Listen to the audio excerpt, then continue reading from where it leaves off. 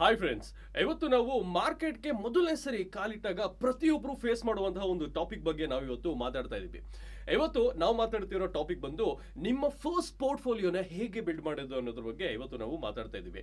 So ಈ ಒಂದು ವಿಡಿಯೋಲಿ ನೀವು ಫಸ್ಟ್ ಪೋರ್ಟ್ಫೋಲಿಯೋ ಬಿಲ್ಡ್ ಮಾಡೋಕ್ಕಿಂತ ಮುಂಚೆ ಏನೇನು ಮಾಡಬೇಕು, ನಿಮ್ಮ ಫಸ್ಟ್ ಪೋರ್ಟ್ಫೋಲಿಯೋನ ಹೇಗೆ ಬಿಲ್ಡ್ ಮಾಡೋದು, ಮತ್ತೆ ನಿಮ್ಮ ಫಸ್ಟ್ ಪೋರ್ಟ್ಫೋಲಿಯೋ ಬಿಲ್ಡ್ ಆದಮೇಲೆ ನೀವೇನು ಮಾಡಬೇಕು, ಇದೆಲ್ಲದ್ರ ಬಗ್ಗೆ ಮಾತಾಡ್ತಾ ಇದ್ದೀವಿ. ಆ್ಯಂಡ್ ಬಿಫೋರ್ ಮೂವಿಂಗ್ ಅಹೆಡ್, ನೀವಿನ್ನ ನಮ್ಮ ಚಾನಲ್ನ ಸಬ್ಸ್ಕ್ರೈಬ್ ಮಾಡಿಲ್ಲ ಅಂತಂದ್ರೆ ಈ ಕೂಡಲೇ ಸಬ್ಸ್ಕ್ರೈಬ್ ಮಾಡಿ, ಬೆಲ್ ಐಕಾನ್ನ ಕ್ಲಿಕ್ ಮಾಡಿ. ಬಿಕಾಸ್ ನಾವು ಪ್ರತಿ ದಿನ ಆ್ಯಂಡ್ ಪ್ರತಿ ವಾರ ನಿಮಗೆ ಹೊಸ ಹೊಸ ಕಂಟೆಂಟ್, ಪರ್ಸನಲ್ ಫಿನಾನ್ಸ್ ಮತ್ತೆ ಇನ್ವೆಸ್ಟಿಂಗ್ ಬಗ್ಗೆ ಪೋಸ್ಟ್ ಮಾಡ್ತಾನೆ ಇರ್ತೀವಿ, ಸೊ ದಟ್ ನೀವು ವೆಲ್ತ್ ಕ್ರಿಯೇಷನ್ ಮಾಡ್ತಾನೆ ಇರ್ಬೋದು ಅಂತ. So let's start today's video.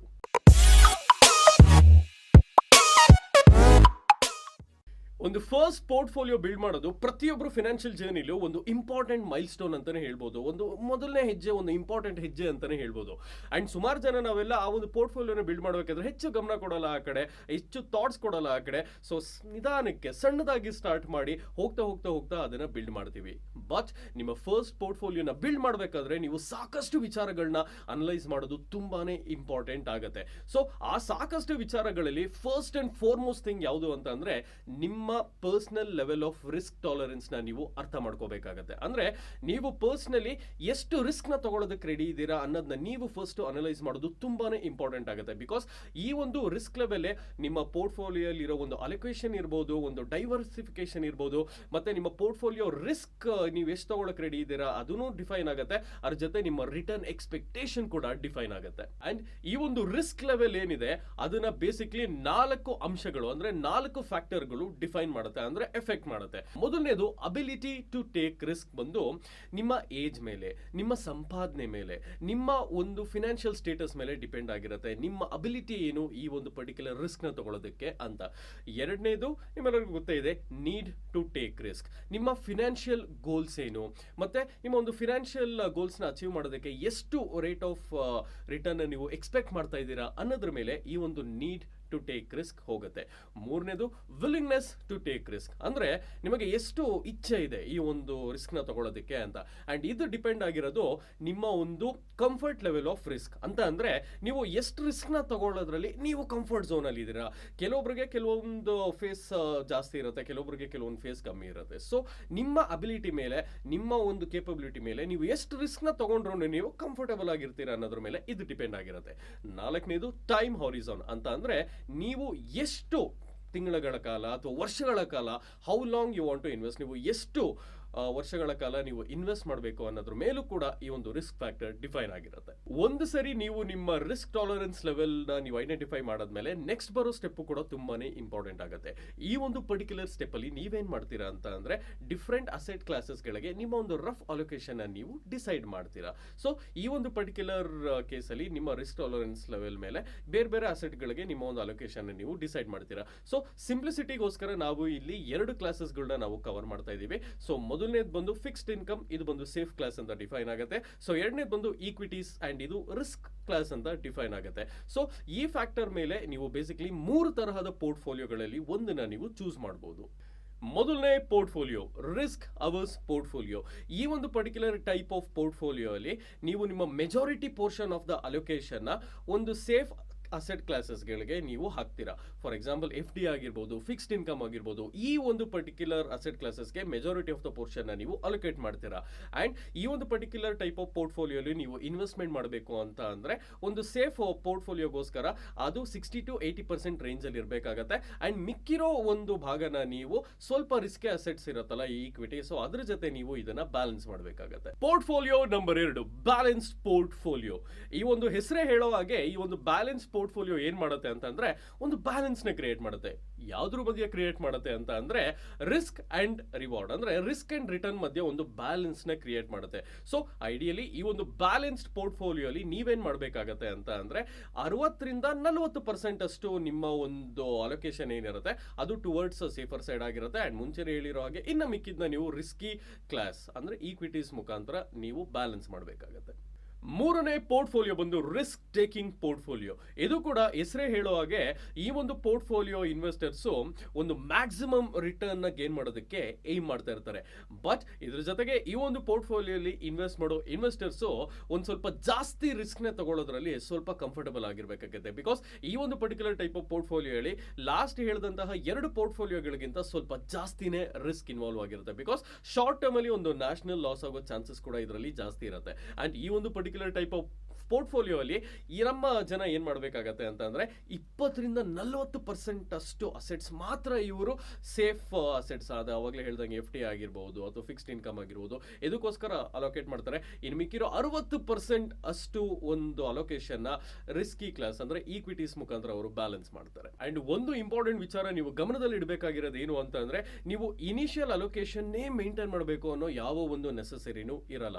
ಅದ್ರ ಜೊತೆಗೆ ಮೇಲೆ ನಾವು ತೋರಿಸಿರುವ ಒಂದು ರೇಂಜ್ ಒಳಗಡೆ ನೀವು ನಿಮ್ಮ ಅಲೋಕೇಶನ್ ನೀವು ಡೈವರ್ಸಿಫೈ ಮಾಡಬೇಕಾಗುತ್ತೆ. ಹೇಗೆ ಡೈವರ್ಸಿಫೈ ಮಾಡಬೇಕು ಅಂತಂದ್ರೆ ನಿಮಗೆ ಯಾವ ಒಂದು ರಿಸ್ಕ್ ಟಾಲರೆನ್ಸ್ ಲೆವೆಲ್ ನೀವು ತಗೊಂಡಿರ್ತೀರಾ ಆ ಒಂದು ಪರ್ಟಿಕ್ಯುಲರ್ ರಿಸ್ಕ್ಗೆ ಒಂದು ಮ್ಯಾಕ್ಸಿಮಮ್ ರಿಟರ್ನ್ ಜನರೇಟ್ ಆಗೋ ಹಾಗೆ ನೀವು ನಿಮ್ಮ ಪೋರ್ಟ್ಫೋಲಿಯೋ ಅಲ್ಲಿ ಆ ಒಂದು ಪರ್ಟಿಕ್ಯುಲರ್ ಅಲೋಕೇಶನ್ ನೀವು ಮಾಡ್ತೀರಾ. ಅಂಡ್ ಅದ್ರ ಜೊತೆಗೆ ಟೈಮ್ ಚೇಂಜ್ ಆಗ್ತಾ ಇದ್ದಂಗೆನೆ ನಿಮ್ಮ ರಿಸ್ಕ್ ಟೇಕಿಂಗ್ ಅಬಿಲಿಟಿ ಕೂಡ ಜಾಸ್ತಿ ಆಗುತ್ತೆ. ನಿಮ್ಮ ಸಂಪಾದನೆ ಹೆಚ್ಚಾಗಬಹುದು, ನಿಮ್ಮ ಫಿನಾನ್ಷಿಯಲ್ ಸ್ಟೇಟಸ್ ಕೂಡ ಜಾಸ್ತಿ ಆಗ್ಬಹುದು. ಸೊ ಹೀಗೆ ಟೈಮ್ ಚೇಂಜ್ ಆಗ್ತಾ ಇದ್ದಂಗೆ ನಿಮ್ಮ ಒಂದು ರಿಸ್ಕ್ ಟೇಕಿಂಗ್ ಅಬಿಲಿಟಿ ಕೂಡ ಜಾಸ್ತಿ ಆಗುತ್ತೆ. ಸೊ ಅದರಿಂದಾಗಿ ನಿಮ್ಮ ರಿಸ್ಕ್ ಟೇಕಿಂಗ್ ಅಬಿಲಿಟಿ ಜಾಸ್ತಿ ಆದಾಗ ನೀವು ಬೇರೆ ತರಹದ ಪೋರ್ಟ್ಫೋಲಿಯೋಗಳಿಗೂ ಸಹ ಗಮನ ಕೊಡಬಹುದು ಅಂಡ್ ಅದರಲ್ಲೂ ಸಹ ಇನ್ವೆಸ್ಟ್ಮೆಂಟ್ ಮಾಡಬಹುದು. ರಿಸ್ಕ್ ಅವರ್ಸ್ ಪೋರ್ಟ್ಫೋಲಿಯೋ ಇನ್ವೆಸ್ಟರ್ಸ್ ಯಾರು ಇರ್ತಾರೆ, ಸೊ ಇವರು ಮಾರ್ಕೆಟ್ ಒಂದು ಬುಲ್ ರನ್ ಅಲ್ಲಿ ಇದೆ, ಮಾರ್ಕೆಟ್ ತುಂಬಾ ಒಂದು ಟ್ರೆಂಡಿ ಮಾರ್ಕೆಟ್ ಇದೆ ಅಂತ ಅಂದಾಗ ಇವರ ಮ್ಯಾಕ್ಸಿಮಮ್ ಅಲೋಕೇಶನ್ ನ ಅವರ ಒಂದು ಪರ್ಟಿಕ್ಯುಲರ್ ರೇಂಜ್ ಅಲ್ಲಿ ಈ ಒಂದು ರಿಸ್ಕಿ ಅಸೆಟ್ ಕ್ಲಾಸಸ್ ಅಲ್ಲಿ ಹಾಕಬೇಕಾಗತ್ತೆ. ಅದ್ರ ಜೊತೆ ಒಂದು ಮಾರ್ಕೆಟ್ ಅಷ್ಟೊಂದೇನು ಚೆನ್ನಾಗಿಲ್ಲ, ಡೌನ್ ಟ್ರೆಂಡ್ ಸ್ಟಾರ್ಟ್ ಆಗಿದೆ ಅಂತ ಅಂದಾಗ ಇವರು ಆಪೋಸಿಟ್ ಡೈರೆಕ್ಷನ್ ಅಲ್ಲಿ ಹೋಗಬೇಕಾಗತ್ತೆ. ಬಟ್ ಒಂದು ತುಂಬಾ ಒಳ್ಳೆ ವಿಚಾರ ಮತ್ತೆ ತುಂಬಾ ಇಂಪಾರ್ಟೆಂಟ್ ವಿಚಾರ ನೀವು ಗಮನದಲ್ಲಿ ಇಡಬೇಕಾಗಿರೋದು ಏನು ಅಂತ ಅಂದ್ರೆ ನಿಮ್ಮ ಒಂದು ಅಲೋಕೇಶನ್ ಏನಿರುತ್ತೆ ಸೊ ಅದು ನಿಮ್ಮ ಒಂದು ರಿಸ್ಕ್ ಟೇಕಿಂಗ್ ಅಬಿಲಿಟಿ ಮೇಲಿರುವಂತಹ ರೇಂಜ್ ಅಲ್ಲೇ ಇರಬೇಕಾಗತ್ತೆ. ಫಾರ್ ಎಕ್ಸಾಂಪಲ್ ಒಬ್ರು ರಿಸ್ಕ್ ಅವರ್ಸ್ ಇನ್ವೆಸ್ಟರ್ ಒಂದು ಒಳ್ಳೆ ಬುಲ್ ರನ್ ಇರಬೇಕಾದ್ರೆ ಅವರ ಒಂದು ಸೇಫ್ ಅಲೋಕೇಶನ್ ಲೋವರ್ ಬೌಂಡ್ ಅಂದ್ರೆ ಒಂದು 60% ಅಂತ ತಗೊಂಡ್ಬರ್ಬೇಕಾಗುತ್ತೆ. ಆನ್ ದ ಅದರ್ ಎಂಡ್ ಒಂದು ಸ್ವಲ್ಪ ಮಾರ್ಕೆಟ್ ಟರ್ಮೋಯಿಲ್ ಆಗ್ತಿದೆ, ಒಂದು ಬೇರಿಶ್ ರನ್ ಏನಾದ್ರು ಸ್ಟಾರ್ಟ್ ಆಗಿದೆ ಅಂತ ಅಂದಾಗ ಆಪೋಸಿಟ್ ಡೈರೆಕ್ಷನ್ ಹೋಗಿ ಅವರ ಒಂದು ಸೇಫ್ ಅಲೋಕೇಶನ್ ಒಂದು ಹೈಯರ್ ಬೌಂಡ್ ಫಾರ್ ಎಕ್ಸಾಂಪಲ್ 80% ಅಷ್ಟು ಇಡಬೇಕಾಗುತ್ತೆ. ನಿಮ್ಮ ಪೋರ್ಟ್ಫೋಲಿಯೋನ ಬಿಲ್ಡ್ ಮಾಡೋದ್ರಲ್ಲಿ ನೆಕ್ಸ್ಟ್ ಬರುವಂತಹ ಇಂಪಾರ್ಟೆಂಟ್ ಸ್ಟೆಪ್ ಡೈವರ್ಸಿಫಿಕೇಶನ್.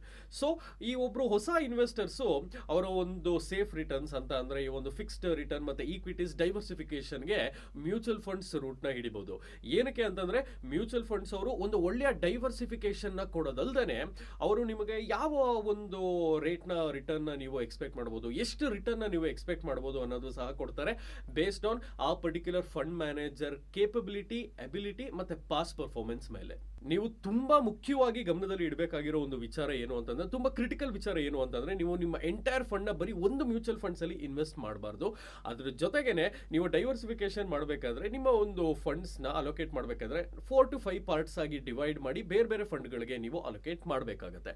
ಅದ್ರ ಜೊತೆಗೇನೆ ನೀವು ಈಕ್ವಿಟಿ ಕ್ಲಾಸ್ ನ ನೀವು ಕವರ್ ಮಾಡಬೇಕಾದ್ರೆ it is always highly recommended that ನೀವು ಅಟ್ಲೀಸ್ಟ್ 3 ಡಿಫರೆಂಟ್ ಅಸೆಟ್ ಕ್ಲಾಸಸ್ ಅಥವಾ ಬೇರೆ ಬೇರೆ ಇಂಡಸ್ಟ್ರಿ ಸೆಗ್ಮೆಂಟ್ಸ್ ನ ನೀವು ಕವರ್ ಮಾಡೋದು ತುಂಬಾನೇ ಇಂಪಾರ್ಟೆಂಟ್ ಆಗುತ್ತೆ. ಇನ್ನ ಕೆಲವೊಬ್ರು ಇಲ್ಲ ನಾನು ಮ್ಯೂಚುವಲ್ ಫಂಡ್ಸ್ ಕಡೆ ಹೋಗಲ್ಲ ಡೈರೆಕ್ಟ್ ಆಗಿ ಈಕ್ವಿಟಿಲಿ ಇನ್ವೆಸ್ಟ್ ಮಾಡ್ತೀನಿ ಅಂತ ಅನ್ನೋರು ಮುಖ್ಯವಾಗಿ ನೀವು 3 ಸ್ಪೇಸಸ್ ನ ನೀವು ಕವರ್ ಮಾಡಲೇಬೇಕಾಗತ್ತೆ. ಅಂದ್ರೆ ಅಲೋಕೇಶನ್ ಮಾಡಬೇಕಾದ್ರೆ ಈ ಪರ್ಟಿಕ್ಯುಲರ್ 3 ಸ್ಪೇಸಸ್ ನ ನೀವು ಕವರ್ ಮಾಡಲೇಬೇಕಾಗತ್ತೆ. ಸೊ ಆ 3 ಸ್ಪೇಸಸ್ ಈ ಒಂದು ಕ್ಯಾಟಗರಿಲಿ large cap, mid cap and small cap. However ನೀವು ಒಂದು ಡೈರೆಕ್ಟ್ ಆಗಿ ಈಕ್ವಿಟಿಲಿ ಇನ್ವೆಸ್ಟ್ ಮಾಡಬೇಕು ಅಂತಂದ್ರೆ ಇಟ್ ಇಸ್ ಆಲ್ವೇಸ್ ಅಡ್ವೈಸಬಲ್ ಒಂದು ಥರೋ ರಿಸರ್ಚ್ ಮಾಡಿ, ಥರೋ ಆಗಿ ಅನಲೈಸ್ ಮಾಡಿ. ಸೊ ಆ ಒಂದು ಪರ್ಟಿಕ್ಯುಲರ್ ಫಂಡ್ ಮೇಲೆ ಅಥವಾ ಆ ಒಂದು ಪರ್ಟಿಕ್ಯುಲರ್ ಸ್ಟಾಕ್ ಮೇಲೆ ನಿಮಗೆ ಕಂಪ್ಲೀಟ್ ಒಂದು ಐಡಿಯಾ ಬಂದು ಆ ಒಂದು ಕಂಪ್ಲೀಟ್ ಸ್ಟಾಕ್ ಮೇಲೆ ಅಥವಾ ಫಂಡ್ ಮೇಲೆ ನಿಮಗೊಂದು ಕಂಪ್ಲೀಟ್ ಕಾನ್ಫಿಡೆನ್ಸ್ ಬಂದಾದ್ಮೇಲೆ ಮಾತ್ರ ಅದರಲ್ಲಿ ಇನ್ವೆಸ್ಟ್ ಮಾಡಿ. ಯಾವತ್ತೇ ಆಗಲಿ ನೀವು ನಿಮ್ಮ ವೀಕ್ನೆಸ್ ನ ಕವರ್ ಮಾಡ್ಕೊಳ್ಳೋದಕ್ಕೋಸ್ಕರ ಮಿಕ್ಸ್ ಅಂಡ್ ಮ್ಯಾಚ್ ಕೂಡ ಮಾಡಬಹುದು. ಏನಿದು ಮಿಕ್ಸ್ ಅಂಡ್ ಮ್ಯಾಚ್ ಅಂತ ಅಂದ್ರೆ ಒಬ್ರು ಮಾರ್ಕೆಟ್ಗೆ ಹೊಸದಾಗಿ ಬಂದಿರೋ ಇನ್ವೆಸ್ಟರ್ಸ್ಗೆ ಡೈರೆಕ್ಟ್ ಈಕ್ವಿಟಿಯಲ್ಲಿ ಏನಾದ್ರು ಇನ್ವೆಸ್ಟ್ ಮಾಡಬೇಕು ಅಂತಂದ್ರೆ ರಿಲೇಟಿವ್ಲಿ ಲಾರ್ಜ್ ಕ್ಯಾಪ್ ಸ್ಟಾಕ್ಸ್ಗಳನ್ನ ಅನಲೈಸ್ ಮಾಡೋದು ಈಸಿ ಇರುತ್ತೆ when compare to small cap stocks ಅಲ್ವಾ. ಸೊ ಅದಕ್ಕೇನೆ ನೀವು ನಿಮ್ಮ ಡೈರೆಕ್ಟ್ ಈಕ್ವಿಟಿ ಇನ್ವೆಸ್ಟ್ಮೆಂಟ್ ನ ಲಾರ್ಜ್ ಕ್ಯಾಪ್ ಅಲ್ಲಿ ನೀವು ಮಾಡಬಹುದು. ಅದ್ರ ಜೊತೆಗೇನೆ ನಿಮ್ಮ ಒಂದು ವೀಕ್ನೆಸ್ ಅಂದ್ರೆ ಸ್ಮಾಲ್ ಕ್ಯಾಪ್ ಅಲ್ಲಿ ಇರೋ ಒಂದು ವೀಕ್ನೆಸ್ ನ ನೀವು ಕವರ್ ಅಪ್ ಮಾಡ್ಕೊಳ್ಳೋದಕ್ಕೋಸ್ಕರ ಸ್ಮಾಲ್ ಕ್ಯಾಪ್ ಮ್ಯೂಚುವಲ್ ಫಂಡ್ಸ್ ಅಲ್ಲಿ the best funds 4-5 top top ಯಾವ್ದಿರತ್ತೋ ಸೊ ಅದರಲ್ಲಿ ನೀವು ಡೈವರ್ಸಿಫೈ ಮಾಡಿ ಆ ಮೂಲಕ ನೀವು ಸ್ಮಾಲ್ ಕ್ಯಾಪ್ ಸ್ಟಾಕ್ಸ್ಗಳಲ್ಲೂ ಸಹ ನೀವು ಇನ್ವೆಸ್ಟ್ ಮಾಡಬಹುದು. ಸೊ ಈ ರೀತಿ ನಿಮ್ಮ ಒಂದು ವೀಕ್ನೆಸ್ ನ ಡೈರೆಕ್ಟ್ ಈಕ್ವಿಟಿಲಿ ಇನ್ವೆಸ್ಟ್ ಮಾಡೋದ್ರ ಜೊತೆಗೆ ಮ್ಯೂಚುವಲ್ ಫಂಡ್ಸ್ ಅಲ್ಲೂ ಇನ್ವೆಸ್ಟ್ ಮಾಡೋದ್ರ ಜೊತೆಗೆ ಕವರ್ ಅಪ್ ಮಾಡಬಹುದು. ವಿಚಾರ ಏನು ಅಂತಂದ್ರೆ ಫಸ್ಟ್ ಟೈಮ್ ಯಾರು ಇನ್ವೆಸ್ಟ್ ಮಾಡಿರ್ತಾರೆ ಮಾರ್ಕೆಟ್ ಅಲ್ಲಿ ಅವರು ಮಾರ್ಕೆಟ್ ಇಂದ ತುಂಬಾ ಒಂದು ಅಬ್ನಾರ್ಮಲಿ ಹೈಯರ್ ಎಕ್ಸ್ಪೆಕ್ಟೇಷನ್ಸ್ ನ ಇಟ್ಕೋಬಾರ್ದು. ಬಿಕಾಸ್ ನೀವು ಈಗ ಸ್ಟಾರ್ಟ್ ಮಾಡ್ತಿರೋದ್ರಿಂದ mistakes are bound to happen. So and ಈ ಒಂದು ಇನ್ವೆಸ್ಟ್ಮೆಂಟ್ ಅಂತ ಅನ್ನೋದು it's lifetime learning experience. ಅಂದ್ರೆ ನಾವು ಪ್ರತಿದಿನ ನಾವು ಮಾಡಿರೋ ಒಂದು ಮಿಸ್ಟೇಕ್ಸ್ ಇಂದ ನಾವು ಕಲಿತಾ ಹೋಗ್ತಾ ಇರ್ತೀವಿ ಅಂಡ್ ಕಲ್ತಿದ್ನ ತಿತ್ಕೊಂಡು ನಮ್ಮ ಪೋರ್ಟ್ಫೋಲಿಯೋನ ಅಡ್ಜಸ್ಟ್ ಮಾಡ್ಕೊಂಡು ಹೋಗ್ತಾ ಇರ್ತೀವಿ. ಸೊ ನಮ್ಮ ಇನ್ವೆಸ್ಟ್ಮೆಂಟ್ ಜರ್ನಿಲಿ ಸಾಕಷ್ಟು ತಪ್ಪುಗಳನ್ನ ಮಾಡ್ತೀವಿ, ಆ ಒಂದು ತಪ್ಪುಗಳಿಂದ ನಾವು ಕಲಿತೀವಿ ಸಹ. ಸೊ ಆದ ಕಾರಣ ನೀವು ಮೊದಲನೇ ಸರಿ ಇನ್ವೆಸ್ಟ್ ಮಾಡಿದಾಗ ಮಾರ್ಕೆಟ್ ಇಂದ ತುಂಬಾ ಒಂದು ಹೈ ಎಕ್ಸ್ಪೆಕ್ಟೇಷನ್ಸ್ ನ ಇಟ್ಕೋಬಾರ್ದು. ಓಕೆ, ಈಗ ನಿಮ್ಮ ಫಸ್ಟ್ ಪೋರ್ಟ್ಫೋಲಿಯೋನ ನೀವು ಸೆಟ್ ಮಾಡಾಗಿದೆ. ವಾಟ್ಸ್ ನೆಕ್ಸ್ಟ್ ಏನ್ ಮಾಡಬೇಕು ಅನ್ನೋದು ತುಂಬಾನೇ ಇಂಪಾರ್ಟೆಂಟ್ ಆಗುತ್ತೆ.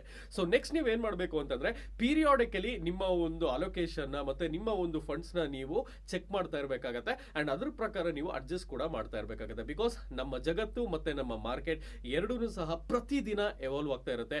ನಿನ್ನೆ ಒಂದು ಒಳ್ಳೆ ಇನ್ವೆಸ್ಟ್ಮೆಂಟ್ ಐಡಿಯಾ ಅಂತ ಅನಿಸ್ಕೊಂಡಿದ್ದು ಇವತ್ತು ಒಳ್ಳೆ ಇನ್ವೆಸ್ಟ್ಮೆಂಟ್ ಐಡಿಯಾ ಆಗದೆ ಇರಬಹುದು ಅಂಡ್ ಇನ್ನ ಒಳ್ಳೆ ಬೆಟರ್ ಆಪರ್ಚುನಿಟೀಸು ಸಹ ಇವತ್ತು ಕ್ರಿಯೇಟ್ ಆಗಿರ್ಬೋದು. ಸೊ ಆ ಕಾರಣ ನೀವು ಕಂಪ್ಲೀಟ್ ಆಗಿ ಪೀರಿಯಾಡಿಕಲಿ ನಿಮ್ಮ ಒಂದು ಪೋರ್ಟ್ಫೋಲಿಯೋನ ನೀವು ಟ್ರ್ಯಾಕ್ ಮಾಡ್ತಾ ಇರಬೇಕು ಅಂಡ್ ಅದ್ರ ಜೊತೆ ಮಿಕ್ಸ್ ಅಂಡ್ ಮ್ಯಾಚ್ ಕೂಡ ಮಾಡ್ತಾ ಆ ಒಂದು ಚೇಂಜಸ್ ಪೋರ್ಟ್ಫೋಲಿಯೋಲಿ ಏನಾದ್ರು ಚೇಂಜಸ್ ಬೇಕಿದ್ರೆ ಅದನ್ನು ಸಹ ನೀವು ಮಾಡಬೇಕಾಗತ್ತೆ. ಈ ಒಂದು ವಿಡಿಯೋನ ನಾವು ಇವತ್ತು ಇಲ್ಲಿಗೆ ಎಂಡ್ ಮಾಡ್ತಾ ಇದೀವಿ. ಅಂಡ್ ಇನ್ನೊಂದು ವಿಚಾರ ಏನು ಅಂತಂದ್ರೆ ಈ ವಿಡಿಯೋ ಬರೀ ಎಜುಕೇಶನಲ್ ಪರ್ಪಸ್ಗಾಗಿತ್ತು, ಯಾವುದೇ ರೀತಿಯಾದಂತಹ ಸ್ಟಾಕ್ ರೆಕಮೆಂಡೇಶನ್ ಅಲ್ಲ. ಅಂಡ್ ನೀವಿನ್ನ ನಮ್ಮ ಚಾನೆಲ್ ನ ಸಬ್ಸ್ಕ್ರೈಬ್ ಮಾಡಿಲ್ಲ ಅಂತಂದ್ರೆ ಈ ಕೂಡಲೇ ಸಬ್ಸ್ಕ್ರೈಬ್ ಮಾಡಿ ಅಂಡ್ ಬೆಲ್ ಐಕಾನ್ ನ ಕ್ಲಿಕ್ ಮಾಡಿ. ಬಿಕಾಸ್ ಯಾವ್ದಾದ್ರು ಇಂಪಾರ್ಟೆಂಟ್ ನೋಟಿಫಿಕೇಶನ್ ಅಂಡ್ ಹೊಸ ವಿಡಿಯೋ ನೋಟಿಫಿಕೇಶನ್ ನಿಮಗೆ ಕೂಡಲೇ ನಮ್ಮಿಂದ ತಲುಪತ್ತೆ ಅಂತ ಹೇಳ್ತಾ ಹೊರಡ್ತಾ ಇದ್ದೀನಿ. ಮತ್ತೊಮ್ಮೆ ಇನ್ನೊಂದು ವಿಡಿಯೋಲಿ ಸಿಗೋಣ. ಅಲ್ಲಿ ಬಾಯ್ ಬಾಯ್, ಟೇಕ್ ಕೇರ್.